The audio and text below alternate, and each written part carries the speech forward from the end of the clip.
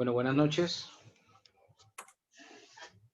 A ver, los de la exposición de hoy necesitan compartir diapositiva. Profesor, buenas noches. Sí, profe, por favor, ¿me puede dar acceso? Ya voy cuadrando para poder compartir.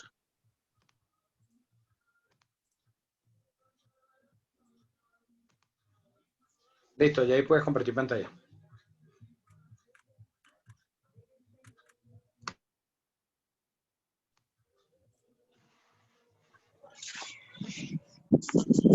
Podemos dejar las preguntas sobre el tema para el final, ¿ok? Para el final de la exposición.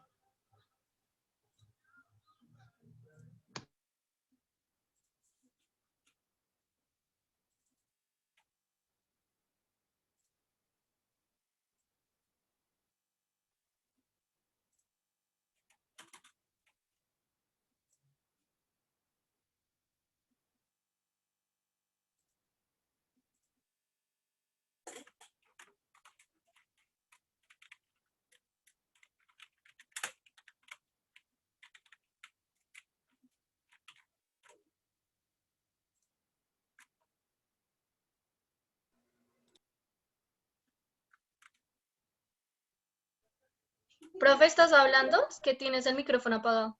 Yo sé, tranquila. Estoy esperando a John y su equipo.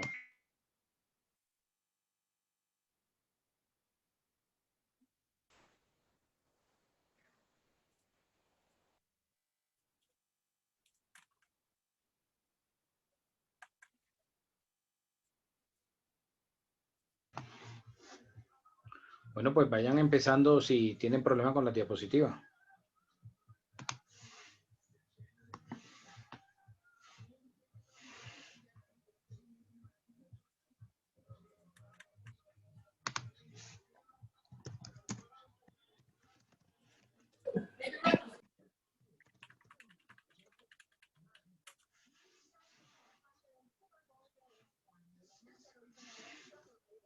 ¿Quiénes son los del grupo de John?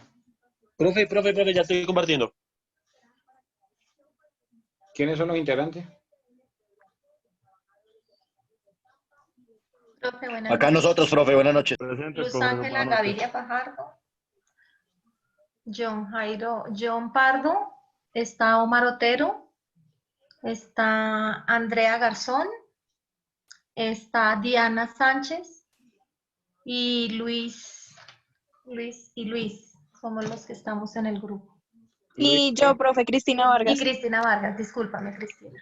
Jason Pérez también. Dayana Gamboa y... Me faltan hartos. mencionar. Faltó la mitad del grupo. Sí, Claro. faltamos la mitad. Porfa. Profe, es John Gaviria, Cristina Vargas, Dayana Gamboa, Diana Sánchez, Jason Pérez, Juan Muñoz, Luis Pineda, Luz Gaviria, Mauricio Guevara, Omar Otero, Daniela Gómez y otro compañero, Michael, pero no me sé el apellido. ok. El apellido Galeano. de él es Galeano, Michael Galeano. Qué pena, compañero.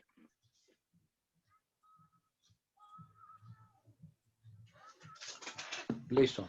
Bueno, ya pueden empezar. Profe, regálame un momento, voy a hacer una prueba de sonido y ya para poder empezar, profe. Buenas noches, doctor. Listo, profe, ya podemos arrancar.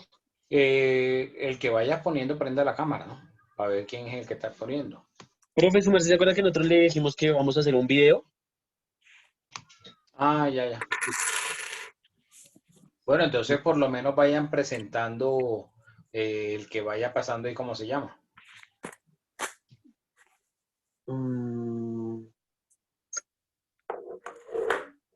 Ok, profe, regálame un momento.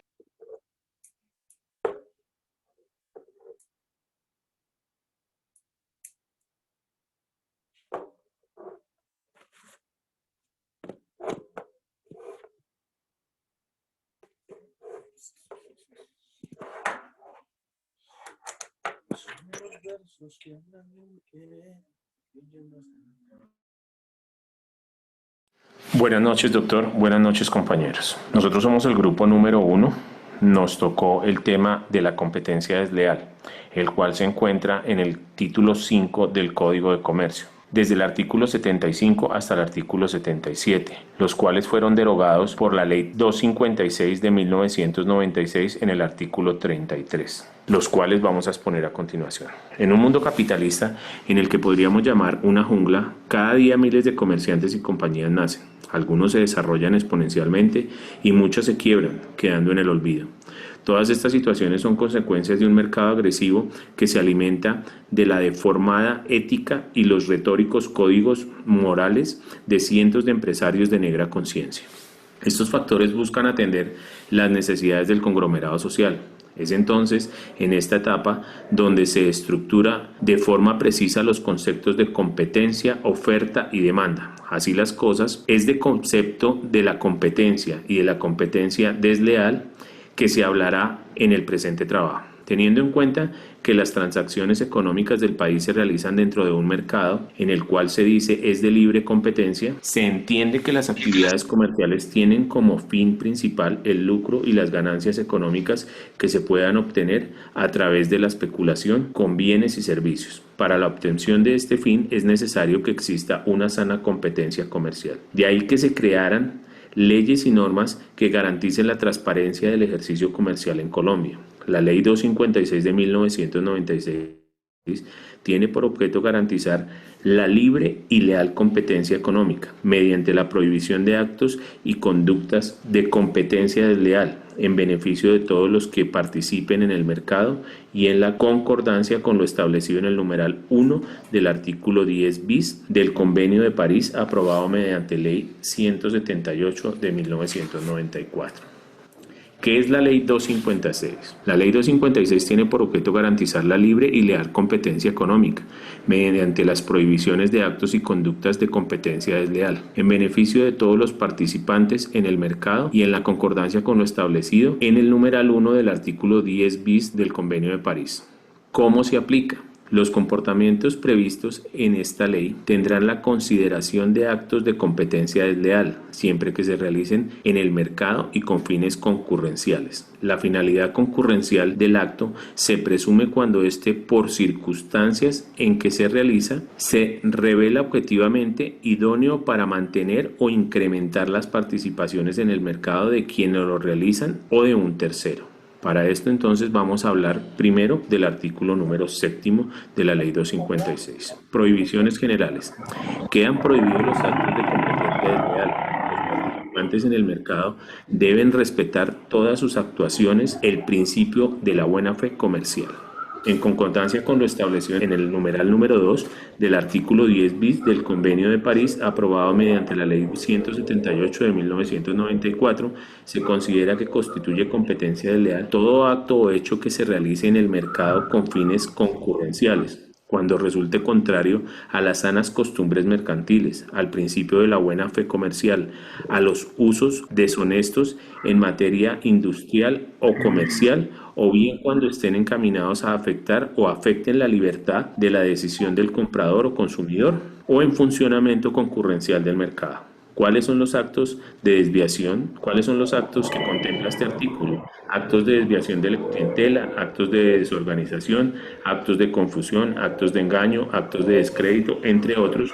de los cuales hablarán mis compañeros. El artículo 8 nos habla de los actos de desviación de la clientela. Se considera desleal toda conducta que tenga como objeto o como efecto desviar la clientela de las actividades, prestaciones mercantiles o establecimientos ajenos, siempre que sea contraria a las sanas costumbres mercantiles o a los usos deshonestos en materia industrial o comercial.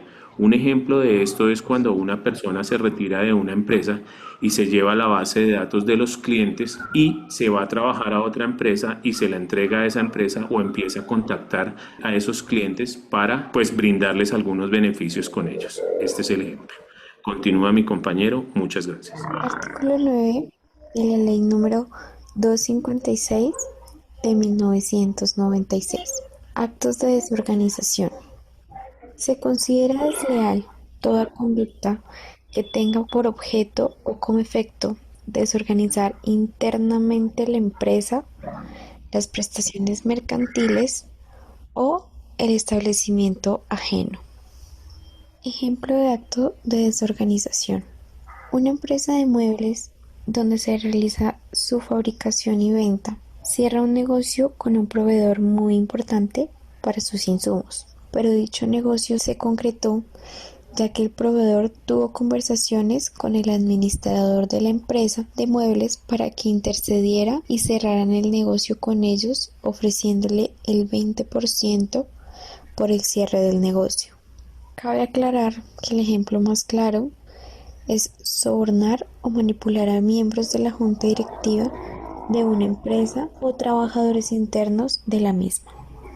Artículo 10 de la Ley número 256 de 1996. Actos de confusión. En concordancia con lo establecido por el punto 1 del numeral 3 del artículo 10 bis del Convenio de París, aprobado mediante la Ley 178 de 1994, se considera desleal toda conducta que tenga por objeto o como efecto crear confusión con la actividad, las prestaciones mercantiles o el establecimiento ajeno. Ejemplo de acto de confusión. La empresa de Nike ofrece a sus clientes calidad y marca original de ropa y zapatos deportivos. Hay personas o microempresas que utilizan sus tipografías y publicidades para iniciar sus negocios y llamar la atención de los clientes, aunque ellos realizan sus propios productos de venta y mucho más económicos. Aquí es donde puede entrar la confusión por la compra de estos productos, donde el cliente puede reclamar por sentirse engañado a causa de la publicidad y las diferencias del producto adquirido. En otras palabras, cuando una empresa o persona copia las características exactas de un producto o un servicio y las presenta como propias sin importar el daño que le estará causando a quien lo creó, entonces está incurriendo en un acto desleal y puede recibir una sanción. La finalidad de esta regla es que el consumidor sea consciente siempre de lo que compra y a quién se lo compra, para decidir sin discusiones la adquisición de un producto.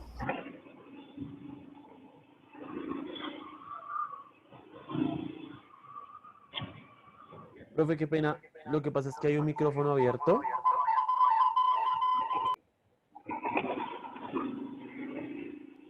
Y está generando interferencia, profe.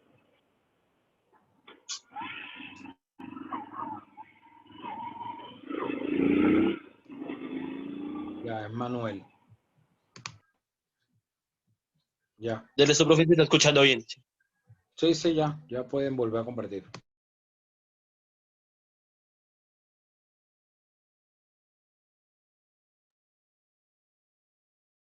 U otro. Artículo 11. Actos de engaño.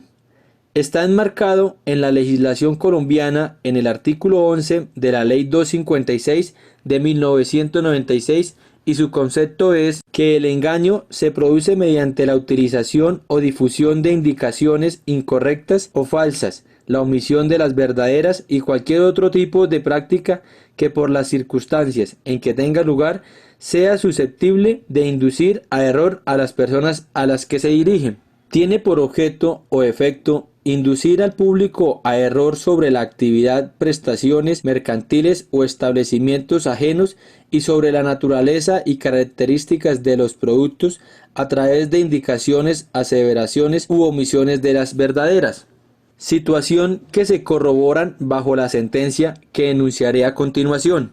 Sentencia C-535-97. Se rupturan desleales los actos de engaño. Sentencia número 009, expedida 05047873, demandante Jorge Martínez Buendía, demandado Libardo Gómez Torres. Ejemplos claros de los que nos indica este artículo son los siguientes. Primero, La comercialización de fertilizante, incluyendo en el envase la indicación de que el producto estaba compuesto de 46% de fósforo, cuando en realidad el producto tiene solo 20% del referido mineral. Segundo, la venta de medicamentos a los cuales se le cambió el número de lote y la fecha de vencimiento a fin de dar la impresión de que tiene un mayor tiempo de vigencia. De esta manera podemos concluir el artículo 12, actos de desacrédito. A continuación ilustraré los artículos concordantes con los actos de desacrédito. Código de Comercio de Colombia, Decreto 410 de 1971, título quinto, de la competencia desleal, artículo 75, derogado por el artículo 33 de la Ley 256 de 1996, los medios o sistemas tendientes a desacreditar a un competidor, sus establecimientos de comercio, sus productos o servicios. La Ley de 446 de 1998, en desarrollo del artículo 116 de la Constitución Política, facultó a la Superintendencia de Industria y Comercio para que conociera jurisdiccionalmente los procesos que por competencia desleal sean puestos a su consideración. Ley 256 de 1996, por la cual se dictan normas sobre competencia desleal. El Congreso de Colombia decreta capítulo 2, actos de competencia desleal. Artículo 7, prohibición general. Artículo 8, actos de desviación de la clientela. Artículo 9, actos de desorganización. Artículo 10, actos de confusión. Artículo 11, actos de engaño. Artículo 12, actos de descrédito. Artículo 13, actos de comparación. Artículo 14, actos de imitación. Artículo 15, explotación de la reputación ajena. Artículo 16, violación de secretos. Artículo 17, inducción a la ruptura contractual. Artículo 18, violación de normas. Artículo 19, pactos desleales de exclusividad. Entendiéndose como descrédito lo que a continuación mencionaré. Se considera desleal la utilización o difusión de indicaciones o aseveraciones incorrectas o falsas, la omisión de las verdaderas y cualquier otro tipo de práctica que tenga por objeto o como efecto desacreditar la actividad, las prestaciones, el establecimiento o las relaciones mercantiles de un tercero o no ser que sea exactas, verdaderas y pertinentes. Podemos concluir que un claro ejemplo es el que se presentó con Ponimalta, en donde expresaban que la misma estaba contaminada por un muerto. Es por ello que me resulta importante, para que podamos aprender sobre el tema, realizar el siguiente comparativo. Diferencia, comparación y descrédito. Acto de comparación. El objetivo es informal. Afirmación ciertas. El fin es ayudar al consumidor a elegir. El resultado es una sana competencia. Acto de descrédito. El objetivo es desinformar. Afirmación falsa. No hay libre elección del consumidor. El resultado es la destrucción del servicio, producto, persona, etc. Como ya han venido explicando mis compañeros, el objetivo es poder identificar las fuentes del derecho comercial y cómo se fue dando una normatividad en Colombia para la organización del comercio, y una de estas estrategias fue la competencia desleal que se puede ver en el comercio. En Colombia tenemos la Ley 256 de 1996 para garantizar y regular la libre y leal competencia económica mediante la prohibición de actos y conductas de competencia desleal en beneficio de todos los que participen en el mercado colombiano. En la organización, el entorno nos lleva a cambios en el gestionamiento, y eso pasa en la economía, caracterizando pautas en estas competencias, como prohibiciones sobre conductas que no son aprobadas ni en la economía ni en la sociedad. Estos parámetros, como bien han sido jurídicos, también se han trazado consuetudinariamente. En el contexto que nos encontramos, cabe aclarar que se presumirá el acto de incurrir a esta forma de comercio desleal con unas tipicidades requeridas, como es que se realicen conductas en el mercado colombiano y con fines a perjudicar a la competencia. Yo les voy a hablar pues específicamente de 2 artículos. El artículo 13, actos de comparación, como en el artículo 11, de engañar y comparar una prestación con la de un tercero. Un ejemplo sería como el de proporcionar algún producto y compararlo con una marca asegurando ser mejor, e incluso que el otro producto es de menor calidad. El artículo 14, actos de imitación, cuando una persona o empresa copia las características exactas de un producto o servicio y las presenta como propias, sin importar el daño que le estará causando a quien lo creó. Entonces está incurriendo en un acto desleal y puede recibir una sanción. Un ejemplo sería una empresa que necesita un buen marketing, saca al mercado una línea de cremas corporales como lo es Nivea y la presenta como si fuera propia.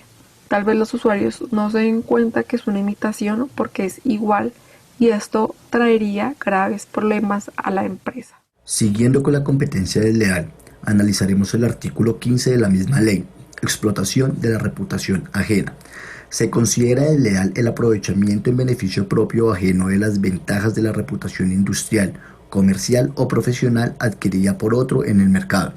Sin perjuicio de lo dispuesto en el Código Penal y en los tratados internacionales, se considera desleal el empleo no autorizado de los signos distintivos ajenos o denominaciones de orígenes falsas o engañosas, aunque estén acompañadas de la indicación acerca de la verdadera procedencia del producto de expresiones tales como modelo, sistema, tipo, clase, género, manera, imitación y similares. Esto es lo que dice tácitamente el artículo. ¿Cómo podemos explicarlo? Los empresarios aquí en Colombia valen por su reputación corporativa, y esta reputación corporativa consiste en ese reconocimiento que le garantiza a ese empresario la permanencia en el tiempo de su empresa, de su marca. Esta reputación corporativa tiene bienes intangibles que la hacen fuerte, y podemos ver como bienes intangibles lo que mencionaba el artículo, los signos, los distintivos, esas expresiones corporativas que han llevado a esta empresa a un posicionamiento y a unas ganancias por su trabajo. Cuando existe una explotación de la reputación ajena, ¿cierto? Es cuando una persona ilegalmente e irresponsablemente utiliza estos bienes intangibles de esa empresa para lucrarse de forma personal y no para lucrar a esa empresa a la cual le corresponden estos bienes intangibles. Entonces, en conclusión, es cuando tú usas los signos de una empresa, esos signos los vuelves similares para ganar provecho propio y dejas a la empresa en un limbo porque, pues, obviamente no está ganando sobre sus signos, sino sobre sus bienes intangibles, sino está ganando esta persona irresponsable que ilegalmente está utilizando estos intangibles que son de esa empresa. Ahora también analizaremos el artículo 16, que es la violación de los secretos. Dice que se considera desleal la divulgación o explotación sin autorización de su titular de secretos industriales o de cualquier otra clase de secretos empresariales a los que se haya tenido acceso legítimamente, pero con deber de reserva, o ilegítimamente a consecuencia de algunas de las conductas previstas en el inciso siguiente del artículo 18, que ya más tarde la explicarán.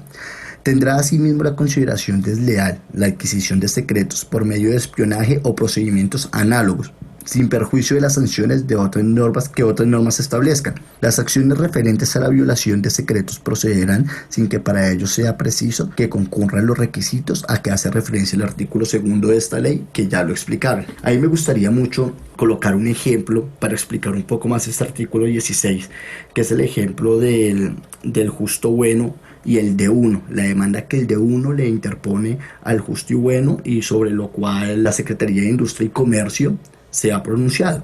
Entonces resulta y pasa que la gerente comercial del D1 sabía todos estos secretos comerciales. Aún así, ella renuncia a su puesto, abre las otras tiendas, o se asocia con las tiendas de justo y bueno, y no la demandan tanto por irse de ahí y por coger los proveedores que le surtían a D1, porque pues evidentemente usted los proveedores los puede conseguir en cualquier lado. La demanda como sí es porque ella se lleva las estrategias comerciales, esos secretos comerciales, las formas de pago, las estrategias de pago frente a las que tenía D1 y las replica en el justo y bueno. Por tal motivo es que existe esta demanda, pero también podemos analizarlo con la surtidora de aves o con estas empresas grandes de pollos, que existe una demanda también, donde ellos, como bien lo sabemos, ellos tienen unas fórmulas específicas de sazón para que estos pollos asados sepan a rico. Y obviamente pues eran unas fórmulas secretas y en algún tiempo alguien divulgó, porque ni siquiera fue un empleado, la información se filtró, tal vez por medio de un espionaje o algo, como decía la ley, ¿sí? El artículo de la ley. Esa información se filtró y ahora esa información la tiene cualquier persona de cualquier asadero. Entonces se volvió tan común y todo, y aún existe esa demanda. Entonces yo creo que esos dos casos explican muy bien este artículo 16 de esta ley, y espero haya quedado entendido. Yo voy a hablar acerca de la inducción a la ruptura contractual. Este acto de competencia desleal lo encontramos tipificado en el artículo 17 de la Ley 256 de 1996, que establece los actos que se consideran constitutivos de competencia desleal por atentar contra las sanas costumbres mercantiles, la buena fe comercial o los usos honestos en materia industrial o comercial. La inducción a la ruptura contractual se puede entender como incitar o promover el rompimiento de un acuerdo de voluntades que un competidor mantiene con sus empleados, proveedores, clientes o cualquier tercero que sea relevante en la cadena de valor de la empresa. Es decir, cualquier persona que contribuya de una u otra manera para que este comerciante pueda continuar con su manera de negocio. Este tipo de acto de competencia desleal se puede materializar de tres formas. La primera de ellas constituye la interferencia directa realizada por el comerciante desleal a los trabajadores, proveedores, clientes para que estos incumplan con sus deberes contractuales. En este caso tenemos el ejemplo de una empresa que le paga a un proveedor de un competidor para que incumpla con una entrega de insumos con el fin de que este competidor le incumpla a sus clientes y así hacer que estos clientes se retiren de ese comercio y pasen a su establecimiento. La segunda también es conocida como terminación regular del contrato y esta consiste en la conducta del competidor que pretende incidir para que el contratista de su rival concluya la relación contractual. La tercera se presenta cuando el competidor desleal aprovecha el término de la relación contractual para obtener un beneficio, ya sea para él mismo o para un tercero. Dentro de la inducción a la ruptura contractual encontramos 4 elementos. El primero de ellos es la existencia de una relación contractual entre el sujeto pasivo de la competencia desleal y el sujeto inducido. El segundo elemento es la intención de invadir el vínculo contractual entre el sujeto pasivo y su contratista. Para el tercer elemento tenemos el conocimiento por parte del sujeto activo o agente inductor de la terminación del contrato. Y por último tenemos la finalidad de expansión o interés de eliminar a un competidor del mercado. Ahora voy a hablar de la violación de normas en la competencia desleal. Este acto de competencia desleal se encuentra tipificado en el artículo 18 de la Ley 256 de 1996, donde se considera desleal la efectiva realización en el mercado de una ventaja competitiva adquirida frente a los competidores mediante la infracción de una norma jurídica. Para que se configure este acto de competencia desleal se deben dar los siguientes eventos. El primero de ellos es la efectiva realización en el mercado de una ventaja competitiva. El segundo es que la ventaja se logre frente a los competidores. El tercero, que se adquiera mediante la infracción de una norma jurídica. Y la cuarta, que sea significativa.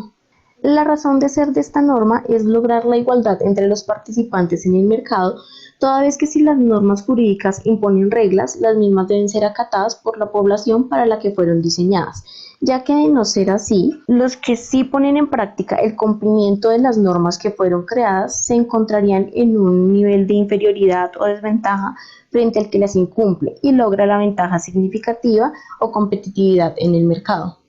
Es así como este acto de competencia desleal implica que un participante del mercado cometa esta infracción normativa, concediendo una ventaja notoria en el mercado a tal punto que pueda modificar o desviar a su favor la intención de compra del consumidor o cliente. En estos casos, un participante del mercado puede solicitar la intervención de un juez frente a otro competidor que esté derivando una ventaja competitiva significativa del hecho de estar incumpliendo una norma jurídica que es obligatoria. Ya que si bien sabemos que el mercado tiene como objetivo atraer una numerosa cantidad de clientela, lo correcto para lograr este objetivo es acudir a estrategias relacionadas con mejoras de calidad, optimización de costos, innovación de mercado, campañas publicitarias o mejoras en el servicio que se le presta al cliente.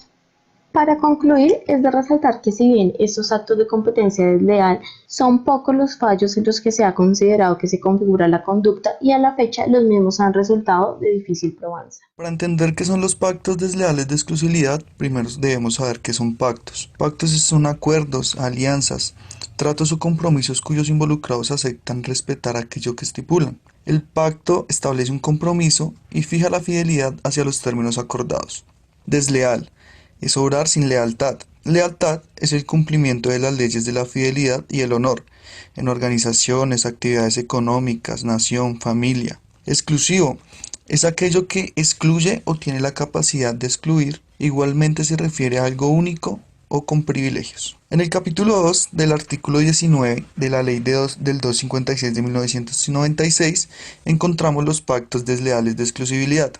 Se considera desleal pactar en los contratos de suministros causales de exclusividad cuando dichas causales tengan por objeto o como efecto restringir el acceso de los competidores al mercado o monopolizar la distribución de productos o servicios, excepto las industrias licoreras, mientras éstas sean de propiedad de los entes territoriales. ¿Qué son entes territoriales o entidades territoriales? Son las partes en las que se divide el territorio nacional para facilitar su administración. Los entes territoriales son departamentos, municipios, distritos y entidades territoriales indígenas. Las excepciones de esta norma están la Fábrica de Licores del Tolima, Fábrica de Licores de Cundinamarca, del Atlántico, de Antioquia, del Cauca, del Magdalena, de Nariño y otras a nivel nacional. ¿Qué son estos pactos? Son contratos mercantiles en los cuales el proveedor firma una cláusula en donde específicamente se compromete a distribuir sus insumos únicamente a la actividad económica con la cual firmó dicho contrato en el sector o mercado en donde se encuentra ubicado. ¿Por qué se firman? Al buscar una distribución exclusiva y permanente de ciertos materiales o insumos necesarios para la elaboración de sus productos o prestación de servicios, garantizan a beneficio propio la entrada mayoritaria de clientes, mantenencia del goodwill, excluido de la competencia, limitando el campo de acción en la misma determinadas zonas geográficas.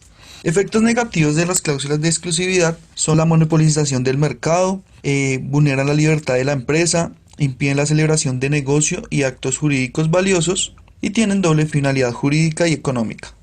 Aquí encontramos un caso internacional de exclusividad que es Coca-Cola Sport, multada en México por haber cometido prácticas monopólicas relativas a imponer a sus clientes cláusulas de exclusividad. Por este motivo, la compañía debería pagar una multa de 10.5 millones de pesos mexicanos, con lo que la comisión se adjudica su primer triunfo en la violación de esta ley. En un caso colombiano de exclusividad fue Nuevos Recursos, empresa dedicada a la inspección y control del sector industrial. En Colombia firmó un contrato con cláusula de exclusividad con la sociedad Fresen Solano, promotores financieros para el manejo de la contaduría de su empresa, trabajo que anteriormente realizaba la sociedad Rodríguez Cañadulce, y quienes tras la firma de dicho contrato quedaron por fuera del mercado. De acuerdo con lo previsto en este artículo 19 de dicha ley, son ilegales los pactos que presenten alguna de las siguientes características: que tenga por objeto o por efecto restringir el acceso de los participantes en el mercado; también que tenga por objeto o por efecto monopolizar la distribución de productos o servicios. Así las cosas, los pactos de exclusividad que no presenten alguna de estas características son lícitos y por ende el empresario tiene la posibilidad de aprovechar las ventajas que los mismos ofrecen, como es la reducción de costos en las economías de escala, mejora de los canales de distribución y agilidad en las relaciones comerciales. A efectos de determinar si uno o varios hechos constituyen conducta desleal, quien lo considere necesario puede presentar queja ante la Superintendencia de Industria y Comercio o demanda que haya su lugar, adjuntando para ellos las pruebas que considere pertinentes. En el capítulo 3 encontramos las acciones derivadas de la competencia desleal. En el artículo 20 de esta ley establece la consecuencia jurídica para las que se encuentra la adecuación típica dentro de las hipótesis descritas dentro de los artículos 8 al 19, o en la prohibición general consagrada en el artículo 7 de esta misma ley. Artículo 20 nos dice: acciones. Contra los actos de competencia desleal podrán interponerse las siguientes acciones. Primero, acción declarativa y de condena. El afectado por acto de competencia desleal tendrá acción para que se declare judicialmente la ilegalidad de los actos realizados y en consecuencia se le ordene al infractor remover los efectos producidos por dichos actos e indemnizar los perjuicios causados al demandante. El demandante podrá solicitar en cualquier momento del proceso que se practiquen las medidas cautelales consagradas en el artículo 33 de la presente ley. Segundo, acción preventiva o de prohibición. La persona que piense que puede resultar afectada por actos de competencia desleal tendrá opción para solicitar al juez que evite la realización de una conducta desleal que aún no se haya perfeccionado o que la prohíba aunque no se haya producido daño alguno. Artículo 21. La legitimación activa. Este artículo nos habla sobre las asociaciones o corporaciones profesionales y gremiales cuando resulten gravemente afectados los intereses de sus miembros. Las asociaciones que según sus estatutos tengan por finalidad la protección del consumidor, la legitimación quedará con la condición de este supuesto desde que el acto de competencia desleal perseguido afecte de manera grave y directa los intereses de los consumidores.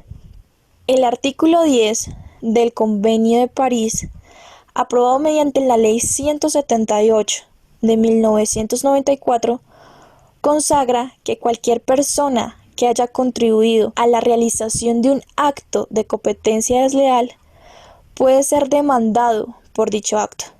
Es decir, cualquier persona que mediante su acción u omisión haya intervenido en el desencadenamiento actual o potencial del acto desleal tiene legitimación para ser demandado por ese hecho. A su vez, el artículo dispone que si el acto es realizado por un trabajador o un colaborador en ejercicio de sus funciones y deberes contractuales, el legitimado por pasiva de las acciones competencia desleal será el patrono. Por ejemplo, en un proceso civil, el legitimado activo, quien exige el cumplimiento de la obligación a su deudor, no ha sido satisfecho y por lo tanto posee el derecho o legitimación otorgado por las leyes procesales para promover una demanda como actor, requiriendo una resolución de la autoridad. Artículo 22. La legitimación pasiva. Este artículo nos habla sobre las acciones previstas en el artículo 20, que nos habla sobre las acciones. Estos artículos procederán contra cualquier persona cuya conducta haya contribuido a la realización del acto de competencia desleal. Si el acto de competencia desleal es realizado por trabajadores u otros colaboradores en el ejercicio de sus funciones y deberes contractuales, las acciones previstas en el artículo 20 de esta ley deberán dirigirse contra el patrono. Esta legitimación le atribuye al demandado la posibilidad de desconocer o controvertir la reclamación que el demandante le dirige sobre una pretensión dentro de la demanda. Voy a hablarles sobre la prescripción en la competencia desleal. Podemos iniciar con el artículo 23 de la Ley 256 de 1996 que nos indica lo siguiente. Literalmente nos dice el artículo 23 que las acciones de competencia desleal prescriben en 2 años a partir del momento en que el legitimado tuvo conocimiento de la persona que realizó el acto de competencia desleal y en todo caso por el transcurso de 3 años contados a partir del momento de la realización del acto. Es decir, ¿qué nos indica este artículo 23 de la Ley 256 del 96? Que la prescripción de las acciones de competencia desleal nos dice lo siguiente, que la norma contempla 2 términos de prescripción y es muy importante que lo tengamos claro. Estos 2 términos son la ordinaria y la extraordinaria.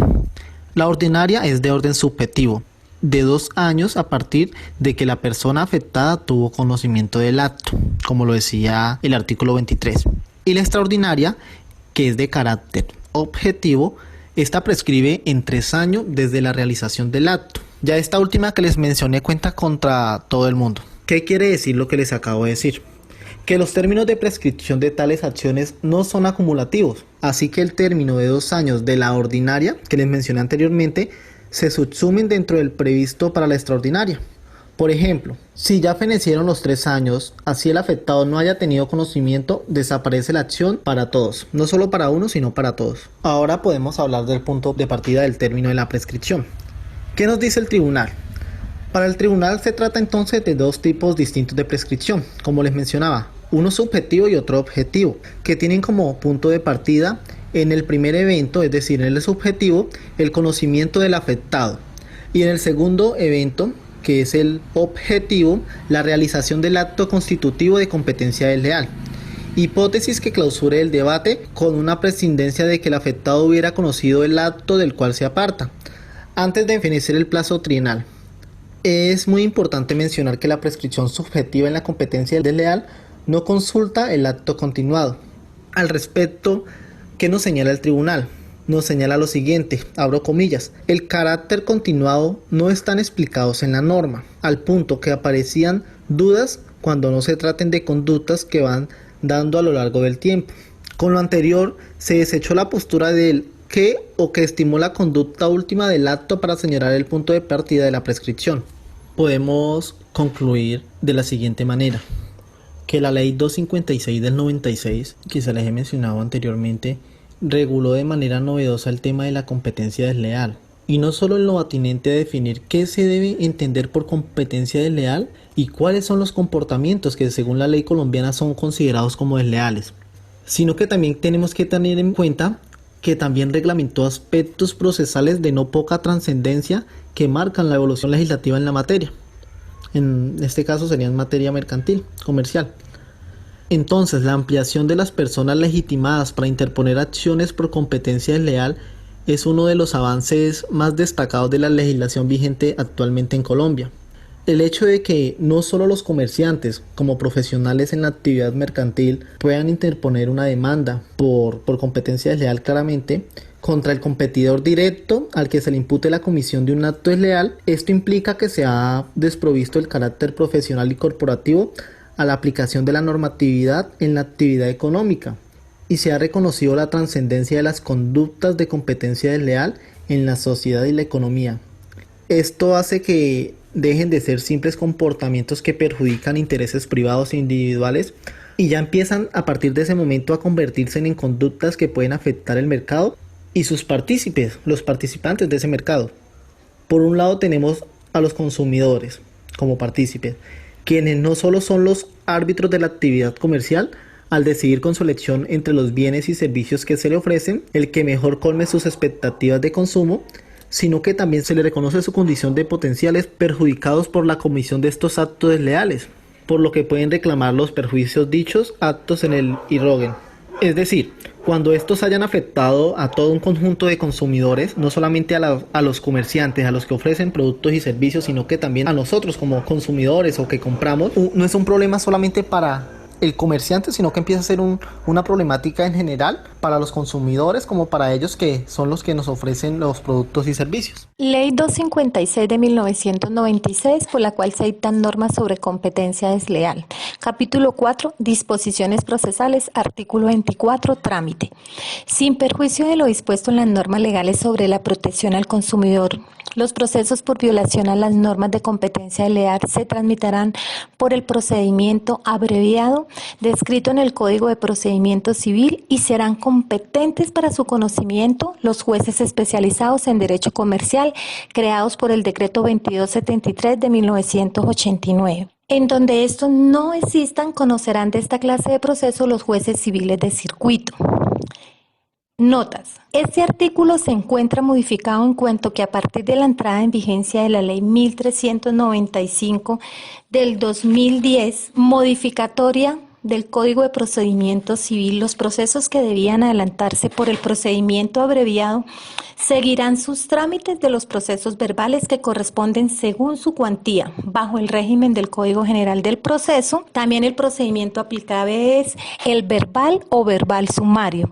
Tenemos los artículos 368 del Código General del Proceso, que son asuntos sometidos al trámite del proceso verbal.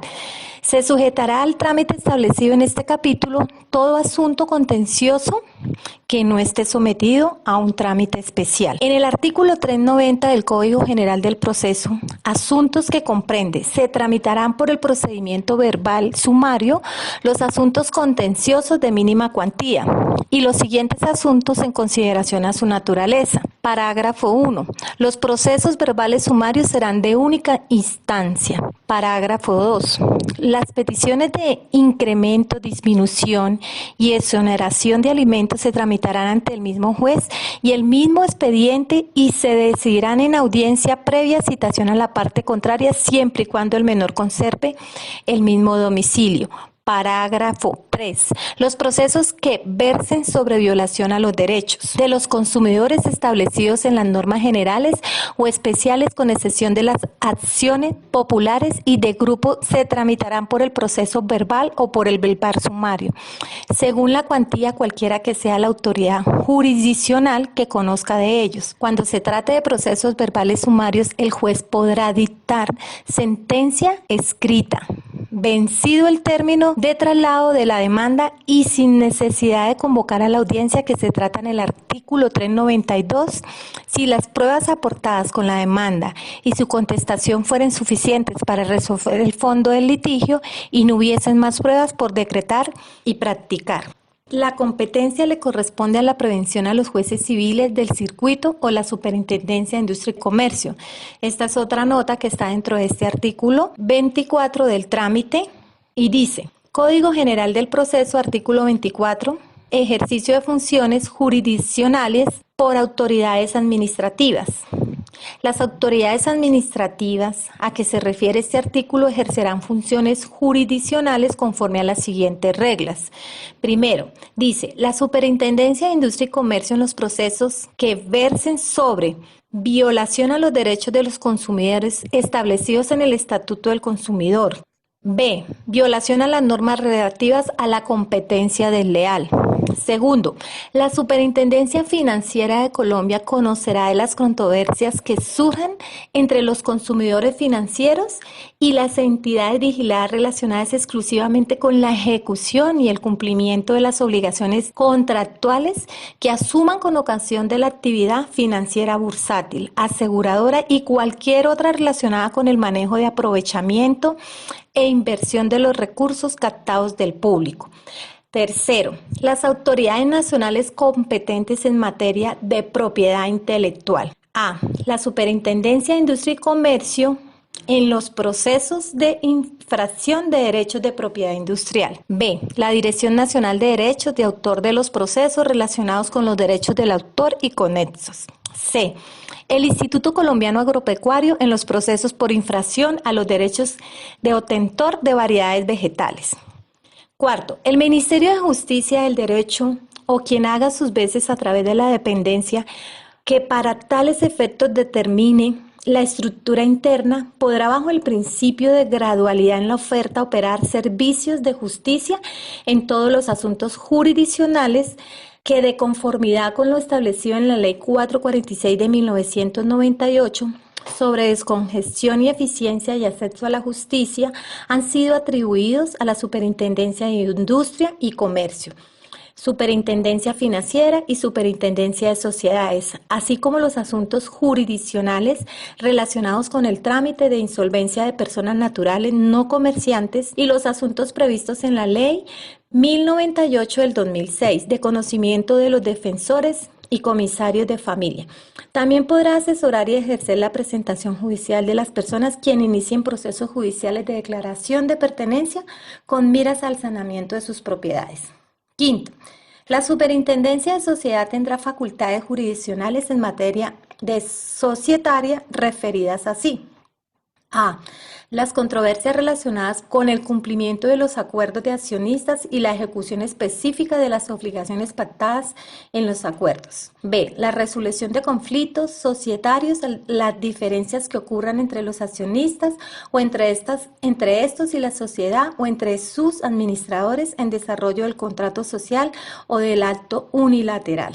C. La impugnación de actos de asambleas, juntas directivas, juntas de socios o de cualquier otro órgano directivo de personas sometidas a su supervisión con toda la acción indemnizatoria a que haya lugar por los posibles perjuicios que se deriven del acto o decisión que se declaren nulos, será competencia exclusiva del juez. D. De la declaratoria de nulidad de los actos defraudatorios y la desestimación de la personalidad jurídica de las sociedades sometidas a la supervisión cuando se utilice la sociedad en fraude a la ley o en perjuicio de terceros. Los accionistas y los administradores que hubieran realizado, participado o facilitado los actos defraudatorios responderán solidariamente por las obligaciones nacidas de tales actos y por los perjuicios causados. Asimismo, conocerá de la acción indemnizatoria a que le haya lugar por los posibles perjuicios que se derivan de los actos defraudatorios. E. La declaratoria de nulidad absoluta de la determinación adopta en abuso de derecho por ilicitud del objeto y de la indemnización de perjuicios en los casos de abuso de la mayoría, como en los de la minoría, y de paridad, cuando los accionistas no ejerzan su derecho a voto en interés de la compañía con el propósito de causar daño a la compañía o a otros accionistas o de obtener para sí o para un tercero ventaja injustificada, así como aquel voto del que pueda resultar un perjuicio para la compañía o para los accionistas.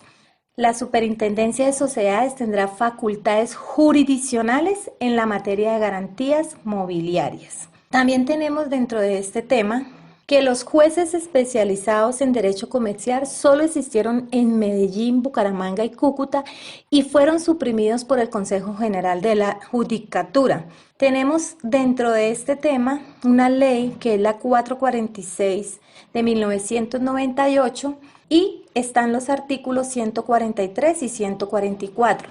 Esta ley nos dice que por la cual se adoptan como legislación permanente algunas normas del decreto 2651 de 1991, se modifican algunas del Código de Procedimiento Civil, se derogan otras de la Ley 23 de 1991 y del Decreto 2279 de 1989, donde se modifican y expiden normas del Código Contencioso Administrativo y se dictan otras disposiciones de descongestión, eficiencia y acceso a la justicia. Tenemos en el título 5 de la Superintendencia de Industria y Comercio, el capítulo 1, que nos habla sobre competencia desleal, el artículo 143, donde dice funciones sobre competencia desleal. La Superintendencia de Industria y Comercio tendrá respecto de las conductas constitutivas de la competencia desleal las mismas atribuciones señaladas legalmente en relación con las disposiciones relativas a promoción de la competencia y prácticas comerciales y restrictivas. En el artículo 144 nos habla de facultades sobre competencia desleal. Ese artículo fue modificado por el artículo 49 de la ley del 2005. En las investigaciones por competencia desleal, la Superintendencia de Industria y Comercio seguirá el procedimiento previsto para las infracciones al régimen de promoción de la competencia y prácticas comerciales restrictivas y podrá adoptar las medidas cautelares contempladas en las disposiciones legales vigentes. En ese artículo 49, que derogó el artículo 44 de la Ley 446 de 1998, quedó así: los procesos jurisdiccionales que se adelantan ante la Superintendencia de Industria y Comercio en materia de competencia desleal se seguirán conforme a la disposición del proceso abreviado previstas en el capítulo 1, título 22, libro tercero del Código del Procedimiento Civil. En caso de existir pretensiones indemnizatorias, estas se tramitarán dentro del mismo proceso. Tenemos el parágrafo transitorio. En los procesos por competencia desleal que conozca la Superintendencia de Industria y Comercio que se hayan iniciado con anterioridad a la entrada en vigencia de la presente ley. En caso que se solicite indemnización de perjuicios, una vez en firme la decisión de la Superintendencia de Industria y Comercio, respecto de las conductas de competencia desleal, el afectado contará con 15 días hábiles para solicitar la liquidación de los perjuicios correspondientes, la cual se resolverá como un trámite incidente según lo previsto en el Código de Procedimiento Civil. También se agrega la siguiente nota al artículo 24 de la Ley 256 de 1996. Dice: mediante el Decreto Legislativo 806 del 2020, el Gobierno Nacional adoptó medidas para implementar el uso de las tecnologías de la información y las comunicaciones en las actuaciones judiciales y agilizar el trámite de los procesos judiciales ante la jurisdicción ordinaria en las especialidades civil, laboral, familia, jurisdicción de lo contencioso, administrativo, jurisdicción constitucional y disciplinaria, así como las actuaciones de las autoridades administrativas que ejerzan funciones jurisdiccionales y en los procesos arbitrales, en el marco del estado de emergencia económica, social y ecológica, cuya vigencia será de 2 años a partir de su publicación, Diario Oficial 51335 de junio 4 del 2020. Continuando con la Ley 256 de 1996, competencia desleales. En el capítulo 4, disposiciones procesales, artículo 25, competencia territorial. La determinación en los procesos judiciales en el ámbito civil mercantil en lo referente al factor territorial de competencia, el cual se debe tener en cuenta a la hora de evaluar que el juez es el competente para conocer la determinada demanda. Para ello quisiera empezar con 2 conceptos básicos en el derecho procesal, que son la jurisdicción y la competencia. La jurisdicción es la facultad que tienen las autoridades de orden judicial perteneciente a la rama judicial del poder público para administrar. Es decir, para impartir una decisión de derecho y dar solución a las controversias que se susciten entre los particulares o entre los particulares del Estado. Y la competencia, por su parte, es la asignación que determina facultades a los jueces para fallos en sus casos. Entonces podemos decir que todos los jueces de la República tienen jurisdicción, pero no todos tienen competencias para los procesos que se pueden suscitar en el ámbito procesal. Eso sería el primer concepto básico en el que habría hacer alusión en el tema de la jurisdicción. Y el segundo concepto básico al que se le habría hacer alusión es en la competencia territorial, que en los juicios en materia de competencia desleal será competente el juez del lugar donde el demandado tenga su establecimiento o, en su caso, el domicilio. El supuesto demandado carezca de establecimiento o domicilio en el territorio nacional, será competente el juez de su residencia habitual. En el artículo 26, petición y decreto de diligencias preliminares de comprobación. Antes de resolver sobre la petición formulada, el juez podrá requerir los informes y ordenar las investigaciones que considere oportunas. Solamente podrá decretarse la práctica de las diligencias cuando, dadas las circunstancias del caso, sea presumible la calificación de un acto de competencia desleal. Y en el artículo 27, práctica y apreciación de la diligencia preliminar de comprobación. En la diligencia de la comprobación, el juez tendrá el apoyo de un personal idóneo para hacer su respectivo peritaje, para verificar si está realizando un acto de competencia desleal en sus instalaciones, en la maquinaria o en procedimientos o actividades realizadas que puedan llevar a cabo un acto desleal, una competencia desleal. O cuando el juez considere que los elementos inspeccionados no estén realizando ningún acto de competencia desleal, dará por terminada la diligencia y ordenará las actuaciones que se mantendrán en secreto. Y al peticionario o al que solicitó la información no se le procederá a darle a conocer ningún resultado de las diligencias realizadas. Y en todo caso, el juez cuidará que la diligencia de comprobación no sirva como medio para violar secretos de la empresa o secretos industriales o para realizar actos que constituyan competencias desleales. Certificación de las diligencias preliminares. Según la Ley 256 de 1996, específicamente en el artículo 24, donde trata de trámites, dice que lo dispuesto en la norma legal sobre el procedimiento de la protección al consumidor de los procesos por violación a las normas de competencia leal, se tramitará este procedimiento descrito en el Código de Procedimiento Civil y que sus competencias serán de uso o conocimiento de los jueces especializados en derecho comercial, creados en el Decreto 2273 de 1989.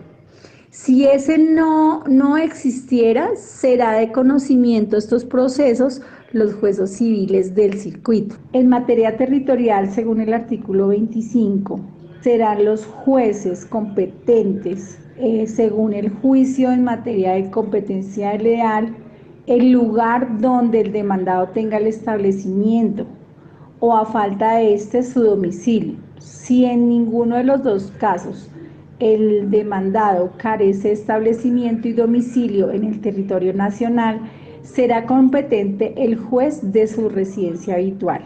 Cabe resaltar que la elección del demandante también será competencia del juez del lugar donde se haya realizado el acto de competencia desleal, y si se ha realizado en el extranjero, el del lugar donde se produzca sus efectos. En el procedimiento preliminar de comprobación de competencia desleal, según el artículo 26, las personas legitimadas para ejercitar la acción de competencia desleal podrá solicitarla al juez de carácter urgente, la práctica de diligencias de comprobación. Antes de resolver la petición formulada, el juez podrá pedir los informes y las investigaciones pertinentes a la cual le considere. Solamente se podrá pedir la práctica de las diligencias cuando sea presumible un acto de competencia desleal y si no es posible comprobar la realidad. En el procedimiento preliminar de comprobación, según el artículo 26 de competencia desleal, las personas legitimadas para ejercer la acción de competencia desleal podrán solicitar al juez el carácter de urgente la práctica de diligencias de comprobación. Antes de resolver esta práctica formulada, el juez podrá pedir los informes y las investigaciones a que él considere o haya lugar pertinente. Solamente se podrá pedir la práctica de las diligencias cuando sea presumible un acto de competencia desleal y no sea posible comprobar la realidad de la misma sin practicar las diferencias solicitadas. De igual forma, el juez fijará una causación que deberá prestar el peticionario para responder por los daños y perjuicios causados en el caso de no ser cierta la acusación. Si el juez no considera suficientemente fundada la pretensión, la negará por medio de un auto que será apelable en el efecto suspensivo o devolutivo. En la Ley 256 de 1996 del artículo 27 de las diligencias preliminares de comprobación, en dicha diligencia el juez podrá solicitar con intervención de un perito o varios peritos para dicha diligencia la inspección a determinar cómo son máquinas, dispositivos o instalaciones o procedimientos o actividades inspeccionadas que puedan llegar a servir como elemento de un acto de competencia desleal. Cuando el juez considere que no es presumible que los medios inspeccionados estén sirviendo para llevar a cabo un acto de competencia desleal, dará por terminada la diligencia y ordenará que se forme un cuaderno por separado en el que se incluya las actuaciones que se mantendrán en secreto y notificarán, por supuesto, al peticionario que no procede darle a conocer el resultado de las diligencias. En todo caso, el juez que diligencie dicha diligencia de comprobación no podrá utilizar este elemento que sirva como violación de los secretos industriales para realizar actos que constituyan competencia desleal. Contra esta decisión del juez sobre el resultado de la diligencia practicada no procederá ningún recurso. En el artículo 28 de la misma ley de las diligencias preliminares de la provisión al solicitante, estas diligencias de comprobación realizadas no se podrán expedir otras certificaciones ni copias a la parte afectada. Las actas que se precisan deben ser para que se inicie una correspondencia acción judicial y queda expresamente prohibido la utilización de esta información para terceros o para divulgarla.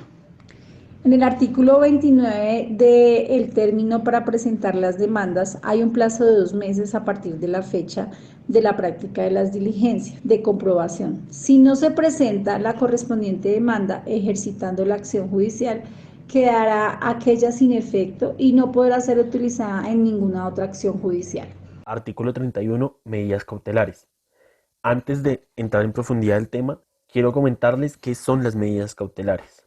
De acuerdo con la Corte Constitucional, las medidas cautelares son instrumentos que protegen, preventiva y provisionalmente, el derecho que se controvierte en un proceso, con el fin de que el mismo no sea afectado.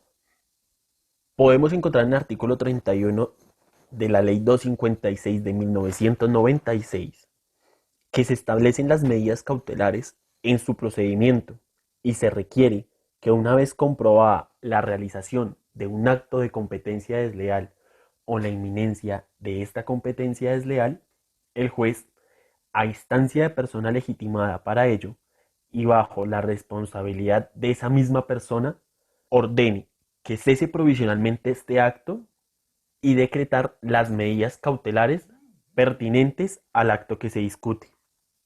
Estas medidas que hemos mencionado son de tramitación preferencial o preferente, pero en caso de peligro grave se pueden optar sin oír a la parte contraria y pueden ser dictadas dentro de las 24 horas siguientes a la presentación de esa solicitud de competencia desleal. Quiere decir, esto es el trámite expedito, ágil y rápido, toda vez que no requiere de recepción de testimonios ni de pruebas, sino la claridad en la redacción de la misma solicitud para que el juez de conocimiento de esa solicitud pueda, reitero, en caso de peligro grave e inminente, disponer la cesación provisional de ese acto de competencia desleal. No obstante, las medidas cautelares se pueden solicitar antes de presentarse una demanda principal y cabe preguntarnos, ¿quién es el juez competente para adoptarlas? Pues, sin lugar a dudas, es el juez del lugar donde el acto de competencia desleal sea producido o pueda producir sus efectos. Sin embargo, una vez presentada la demanda principal, el juez al que le haya correspondido la demanda será el único competente en todo lo relativo a las medidas que se hayan adoptado. Esto quiere decir que si se presentó la solicitud antes de la demanda principal y se tomaron algunas medidas, el único competente para su conocimiento es el juez al que le haya correspondido por reparto la demanda principal. Finalmente, y explícito en la misma Ley 256 de 1996, en la última parte del artículo 31, el procedimiento para las medidas cautelares es el establecido en el artículo 568 del Código de Comercio y en los artículos 678 al 691 del Código del Procedimiento Civil. Artículo 32. Especialidad en materia probatoria. Este artículo fue derogado en el Código General del Proceso en el artículo 626, literal C, lo que implica que perdió vigencia lo contenido en este artículo.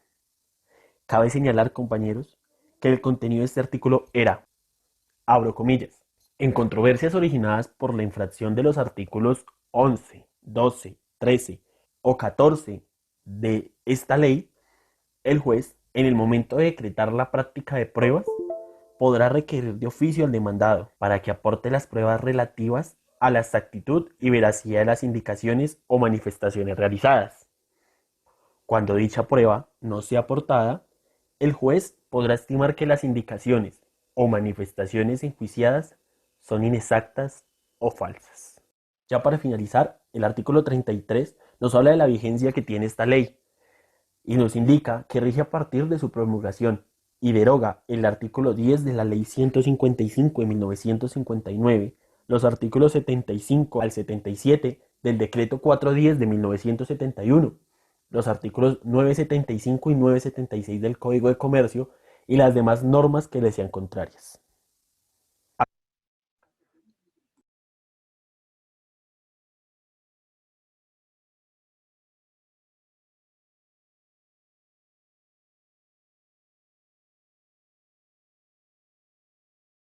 Profe, hasta ahí iría nuestra exposición. Ok. Listo. Bueno, yo tengo unas preguntas. Vale, profe. A ver, ¿se puede en un mismo hecho, ¿sí? Con una misma situación, se pueden dar varias conductas de competencia leal? ¿O no? ¿Cómo la pregunta, profe? Cualquiera del grupo puede contestarla. Digamos que un comerciante realiza una actuación y con ese hecho que hace ese comerciante se puede violar más de una conducta, es decir, 2 conductas por lo menos.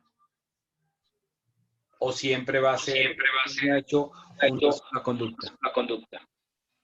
Van a ser más de una conducta y otra, profe. No todos al tiempo. A ver.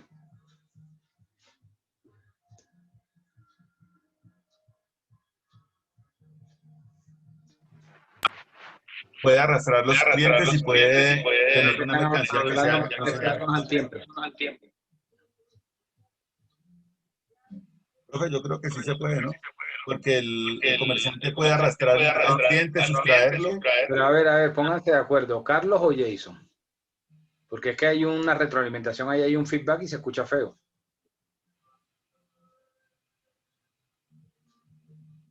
A ver, Carlos.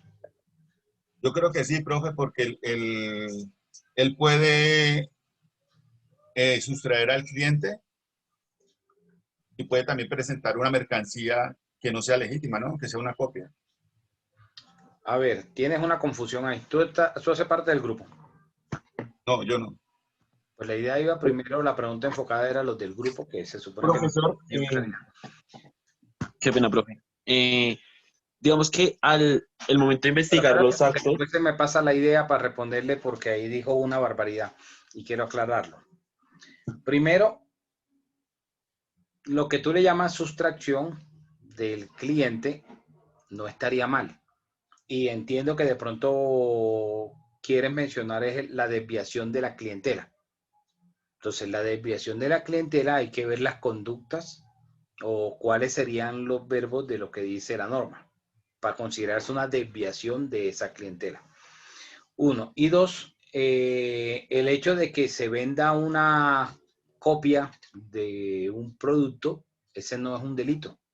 El problema no es ese. Lo que aquí la norma está sancionando es que no se dé claridad al comprador, al consumidor. El comerciante debe decir que es una copia, que no es el producto que está pensando el que está comprando. A eso es lo que se refiere la norma. Porque finalmente lo que dice de la imitación es porque está copiando y está copiando al otro comerciante y está induciendo en un error al que está comprando. Porque el que está comprando entonces piensa que está realizando está comprando determinada marca y resulta que no es esa marca, es una fiel copia. Y es una copia, digamos, que no es hecha por el comerciante. Por eso yo les había dicho a ustedes el primer día que había miles de ejemplos y que era importante que pusieran ejemplos. Yo sé que pusieron algunos ejemplos aquí, pero no era lo mismo que hubieran puesto de pronto un video de los miles que hay en YouTube sobre competencia desleal, para que de pronto pudiera quedar más claro sobre esto que habla de la imitación, del engaño. Por ejemplo, cuando se induce a la persona que está comprando, se le hace creer que está comprando el original ahí puede mínimo violarse dos conductas. Con la misma conducta, dos actos. ¿Cuáles actos? El acto de imitación y el acto de engaño. En la misma conducta. Va a decir algo, Jason, ya que estás abriendo el micrófono.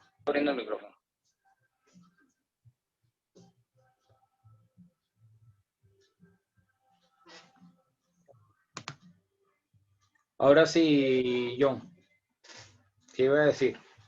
Pues no, profe, iba a responder la pregunta que su merced.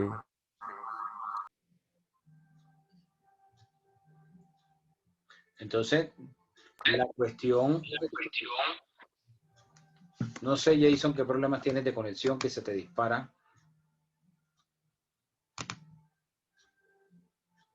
La cuestión, ¿vas a hablar o qué? Porque entonces ni puedo hablar yo porque por la retroalimentación, ni hablas tú.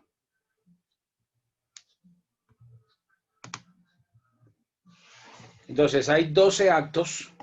Esos 12 actos, mírenlos lo que la norma está mencionando. Cada uno de esos actos. Desviación de la clientela, cuando se trata de desorganizar al competidor. Un ejemplo de, digamos, de desorganizar al competidor. Yo sé que mencionaron un ejemplo de uno y justo y bueno, pero yo no lo veo realmente como si el enfoque que le dieron en el ejemplo como si fuera un acto de desorganización. Para mí un acto de desorganización fuera, por ejemplo, que pongamos un ejemplo. Aura Contreras y Michael se asocian. Y Michael sabe hacer unas pizzas y tiene una técnica italiana, ya tiene horno en piedra y todo eso. Y no tiene capital, se asocia con Aura. Aura tiene el dinero. Aura es la socia capitalista. Entonces, luego llega Cristina, quien también tiene una pizzería. Rebobino el ejemplo. Digamos que Aura Contreras tiene una pizzería. Y Michael es el pizzero, el que se encarga de hacer las pizzas. La pizzería de Aura es reconocida por, digamos, el estilo de la pizza y todo eso, ¿ok? Pero parte de ese éxito se le debe al pizzero, a la forma como el pizzero hace esa pizza. Llega Cristina, quien también tiene otra pizzería, y le dice a Michael, véngase y usted me trae la fórmula de cómo se hace la pizza en la pizzería de Aura para yo hacerla acá. Entonces, eso puede ser un acto de desorganización, porque Michael se va, le dice a Cristina, no, qué pena, yo renuncio, tengo otra oferta laboral. El problema no es ese. El asunto está en que entonces va y revele los secretos que le dijo a Aura de cómo hacer la pizza para que pudiera tener éxito. Y entonces Cristina se le llevó el pizzero. Mientras llega otro pizzero que pueda tomar la técnica, pueda coger la agilidad en la técnica de preparar las pizzas, se le va a venir a pique el negocio a Aura. Eso es un acto de desorganización. Dime, Jason.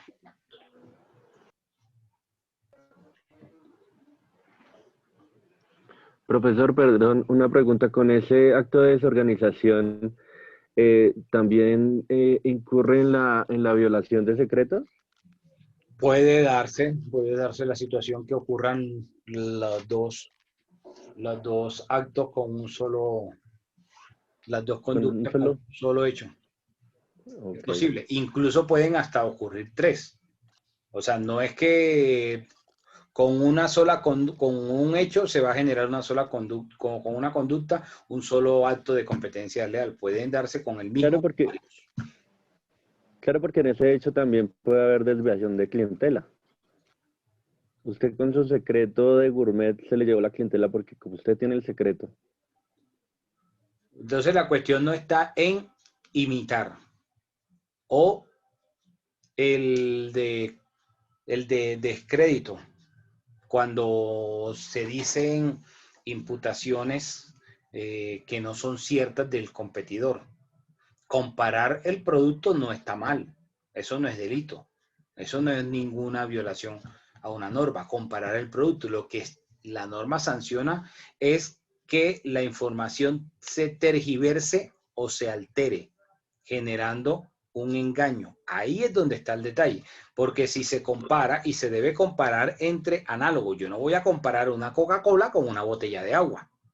Obviamente la botella de agua es más saludable que la Coca-Cola.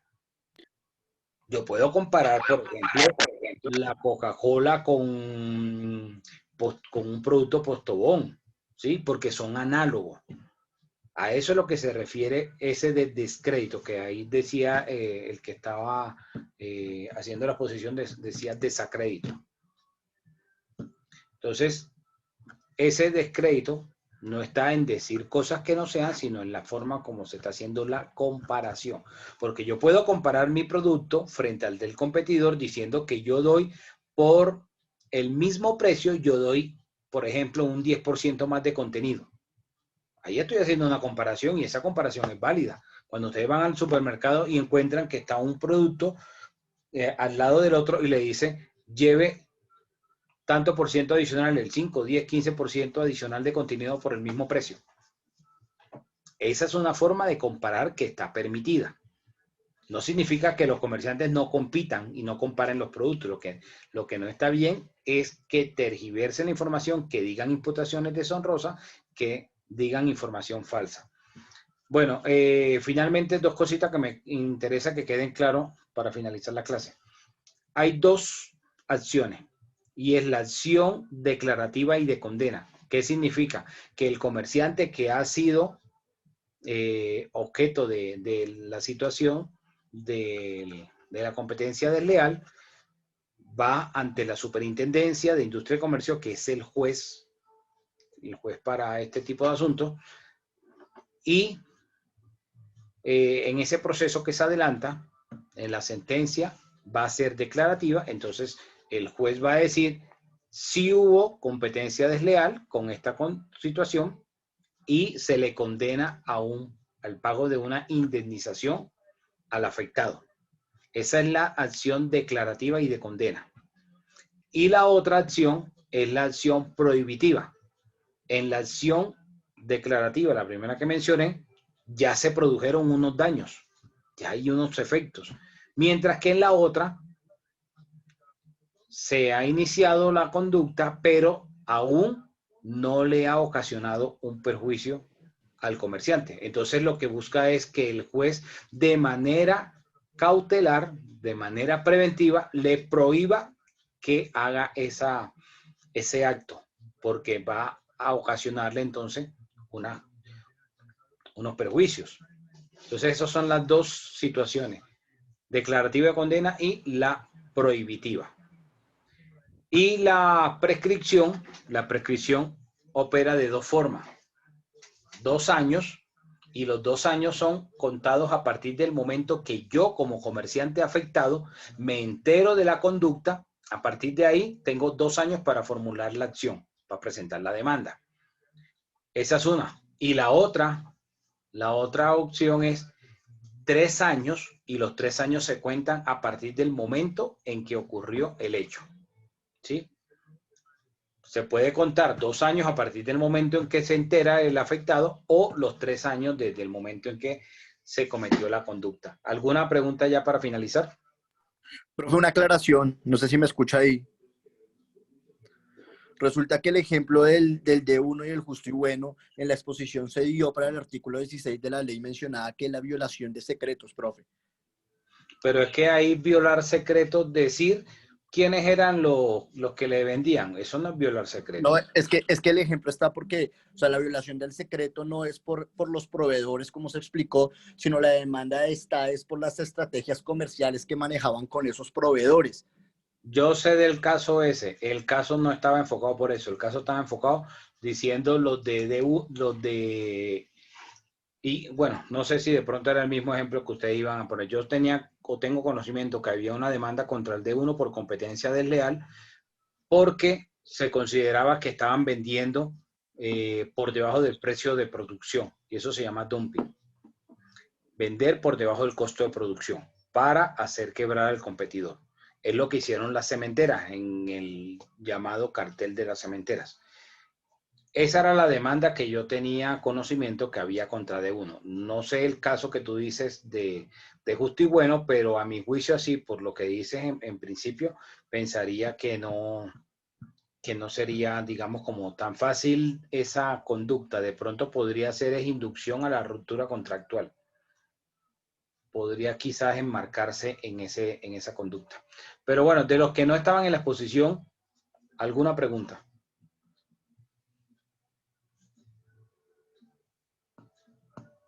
No hay pregunta. Bueno, entonces nos vemos mañana. Feliz noche. Profe, una cosita antes de, qué pena. Es que lo que pasa es que no sé si su merced me colocó falla. Lo que pasa es que tuve problemas con el internet cuando me llamó a lista. Yo te la quito. Gracias, profe.